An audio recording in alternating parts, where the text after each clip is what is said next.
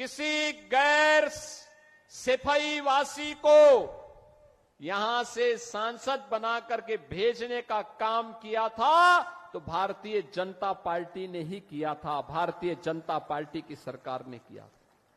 देखो, निरुवा सांसद बना, नीलम सोनकर सांसद बनी, तो विकास आजमगढ़ में द्रुत गति से आगे बढ़ा। मुझे बताओ, आपने मुख्यमंत्री को यहां से चुनाव जिता के भेजा था, वो विश्वविद्यालय नहीं दे पाए, पूर्वांचल एक्सप्रेसवे नहीं दे पाए। कितना बेवकूफ बनाया था पूर्वांचल एक्सप्रेसवे के नाम पर। 340 किलोमीटर का लंबा एक्सप्रेसवे शिलान्यास कर दिया, अलाइनमेंट भी नहीं पता, और जमीन एक भी इंच नहीं खरीदी। जब 6 महीने के बाद 17 में मैं आया, मैंने कहा भी क्या हुआ, क्या प्रोग्रेस है?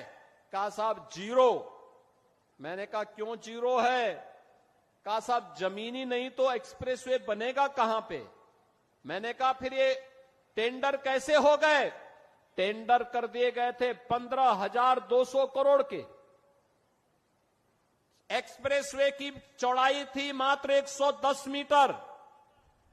मैंने तब उस समय के जो नए सीओ बनाए गए थे यूपीडा के, श्री अवनीश अवस्थी जी से कहा, मैंने कहा अवस्थी जी ये काम करिए, यह 110 नहीं अब 120 मीटर चौड़ा होना चाहिए। बाई चांस हमें इस एक्सप्रेसवे के साथ जब हम high speed, semi high speed train का संचालन भी करेंगे तो उसके लिए हमें जमीन चाहिए होगी, तो एक साथ हम उसके साथ एक्सप्रेसवे के साथ उसको भी दौड़ा सकें।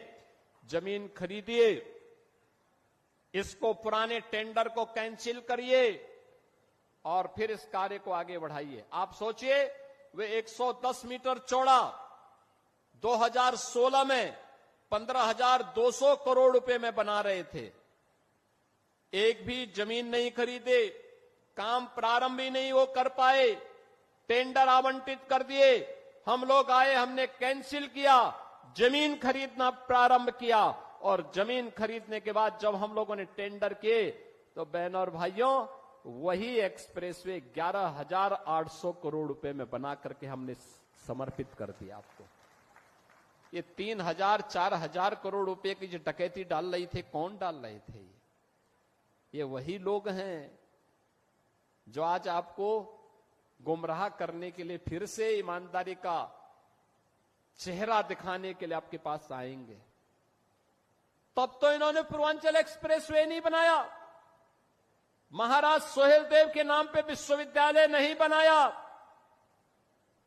वे विकास नहीं करते थे, वे तो मुंबई की डी कंपनी को पालते थे, डी कंपनी को, दाऊद गिरोह को पालते थे, पार्टनरशिप करते थे, उनके साथ मिलकर के बंदर बांट करते थे, सुरक्षा में सेंध लगाते थे। कोई आतंकी वारदात होती थी, बदनाम आजमगढ़ होता था, पहचान का संकट मेरे इन नौजवानों के सामने आता था। आज तो ऐसा नहीं है।